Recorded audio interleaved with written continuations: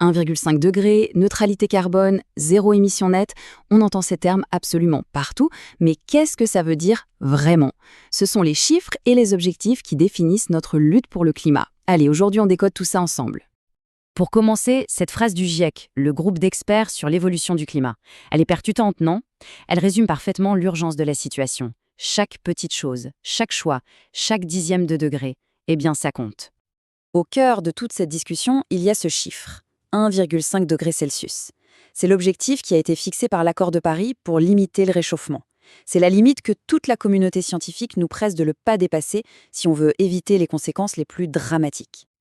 Alors, où est-ce qu'on en est aujourd'hui? Eh bien, le monde s'est déjà réchauffé d'environ 1 degré.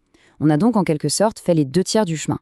Mais le plus inquiétant, c'est la vitesse à laquelle on se rapproche de cette limite. Si on continue comme ça, on pourrait y être dès 2030.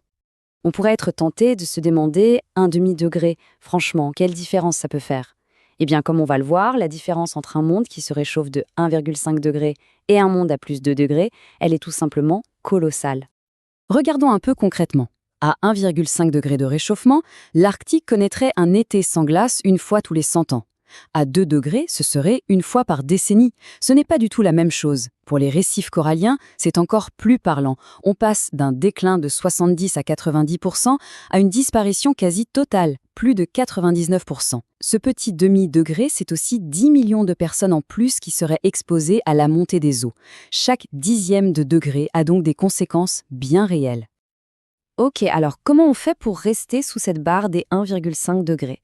Il y a plusieurs stratégies qui existent, mais leur jargon peut vite prêter à confusion. On va clarifier 2 concepts essentiels qu'on entend en permanence, la neutralité carbone et le zéro émission nette.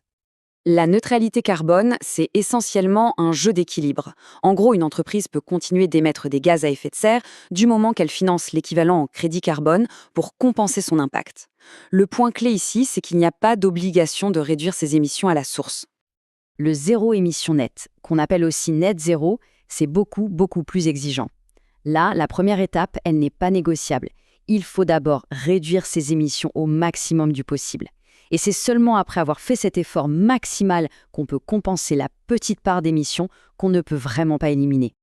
Mais alors, où se situe la différence fondamentale? Eh bien, elle se trouve dans le type d'actions de compensation qui sont autorisées.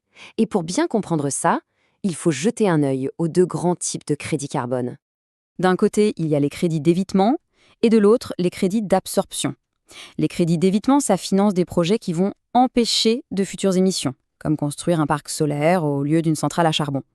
C'est bien, mais ça ne retire pas le CO2 qui est déjà dans l'atmosphère. Les crédits d'absorption, eux, financent des actions qui vont carrément retirer physiquement le CO2 de l'air, par exemple en plantant des arbres. Et voilà toute la différence. La stratégie net zéro n'autorise que ce 2e type de crédit, le plus rigoureux.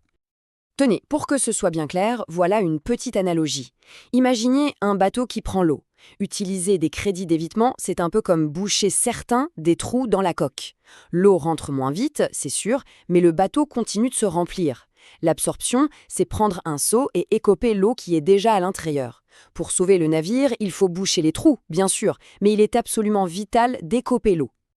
Donc, le point crucial à retenir, c'est que si la neutralité carbone peut être vue comme une étape, la seule stratégie qui peut vraiment nous permettre d'atteindre nos objectifs climatiques, c'est bien le zéro émission nette. C'est la destination finale qui est validée par la science. Mais attention, même les stratégies de réduction les plus ambitieuses oublient parfois le point de départ, ce qui devrait être le premier pilier de toute transition. Ce pilier, c'est la sobriété énergétique. Et là, on ne parle pas de technologie, mais de comportement. L'idée est toute simple. Avant de chercher à produire de l'énergie plus propre, on se demande d'abord de quelle quantité d'énergie on a vraiment, réellement besoin. En fait, la sobriété, c'est la toute première étape de la transition énergétique. On réduit d'abord la demande globale. Ensuite, on passe à l'efficacité. On s'assure que l'énergie qu'on utilise, on l'utilise de la façon la plus intelligente possible. Et c'est seulement à la fin qu'on s'assure que cette énergie, optimisée et réduite, provient de sources renouvelables. Cet ordre est absolument crucial. Et il ne faut surtout pas sous-estimer le pouvoir de cette première étape. Le GIEC estime que la sobriété énergétique, à elle seule, pourrait réduire les émissions mondiales de gaz à effet de serre de 40 à 70% d'ici 2050. C'est un levier d'action absolument phénoménal. Et concrètement, à quoi ça ressemble?